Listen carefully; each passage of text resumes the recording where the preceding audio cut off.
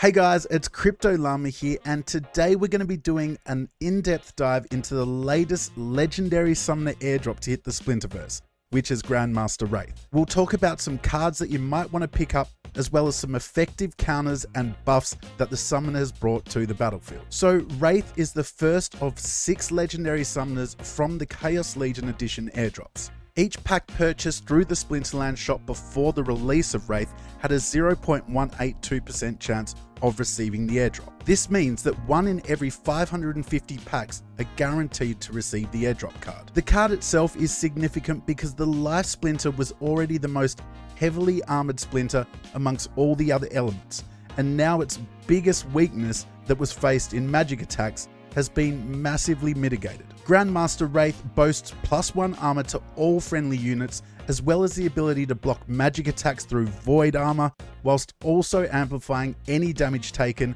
from Thorns, Return Fire, and Magic Reflect.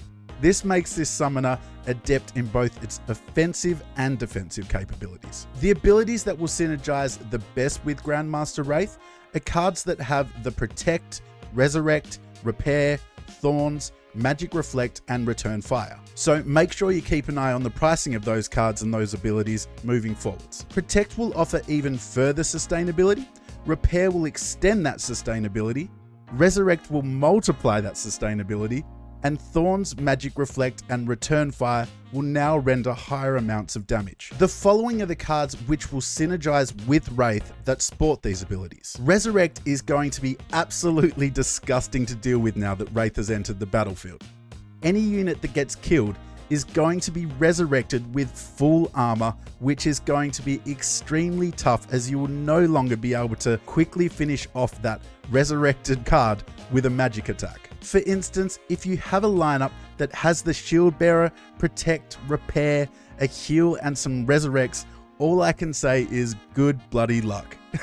It's going to be Groundhog Day, because at max level, that would be a total of 24 armor, and with an average of 1 heal per resurrect would be 20 health that you're going to have to deal with before you can even attack another unit. It's for this reason that Scattershot is going to be a great counter versus Shield Bearer Wraith combo, as you're going to be able to avoid the Shield Bearer altogether. These are some of the cards that could help you deal with this scenario. Cards with the shield ability, which are usually already high in armor, will now also receive a handsome buff too. Not only will these cards be able to reduce the damage from both melee and range, but now they'll also be able to mitigate spell damage too. This essentially makes them complete all-rounders, being that their only previous weakness was magic attacks. In response, these cards could be fantastic pickups. For the budget conscious, focusing on the Chaos Knight could be a key play here, at less than 25 USD for a max copy.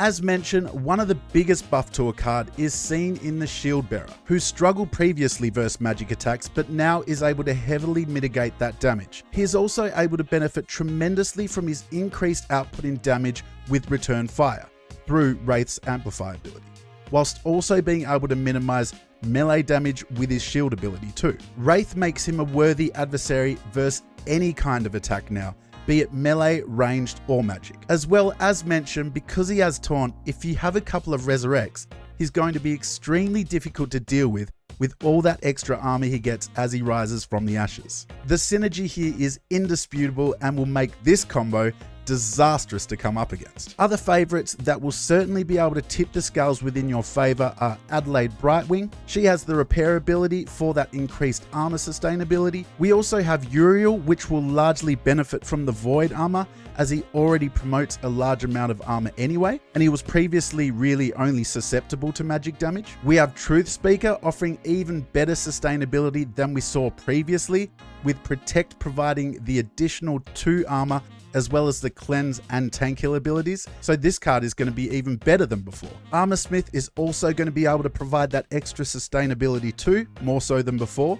With that repair ability, he'll be able to keep that armor up and protect from all attacks as well. Blinding Reflector is going to be great in those low matter battles, offering amplified damage on Magic Reflect and already offering a nice chunk of armor too. 2 other great low mana pickups could be the Crystal Jaguar with that amplified Thorns damage and a nice bit of armor, as well as the Crystal Werewolf with the amplified Thorns damage too. Following on from the low mana pickups, Pelakor Conjurer is a must-have for any life deck, and this card has also just received a buff with the magic reflect damage being increased through Wraith's Amplify ability. This card offers incredible utility for only $4 for a maxed out copy, and being a reward card with over 65% of the total cards being printed, we will likely see an increase in price once the total supply has been minted. These +1 summoners are now going to be met with a far harder task than previously, with Wraith's Void Armor. So if you're seeing your opponent playing these cards heavily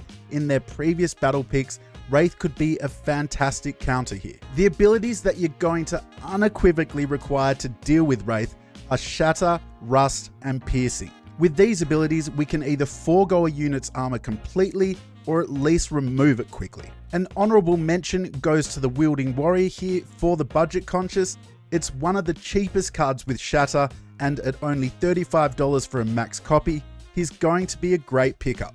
Battering Ram has had a huge buff here too, seeing as it's an incredibly low mana cost card, and it's the only card which has Shatter, which is a neutral, meaning that it can be played in any element or squad lineup. Gem Meteor is also going to be great as well, as it's going to be able to skip straight past that Shield Bearer Wraith combo with the Scattershot ability, whilst also having Piercing with that high damage output, and can be also played in any lineup due to it being a neutral card. And that's it for me for now, guys. Jump into my community Discord for all the upcoming giveaways. Smash that like and subscribe button if you enjoyed my content. But other than that, I will see you on the blockchain.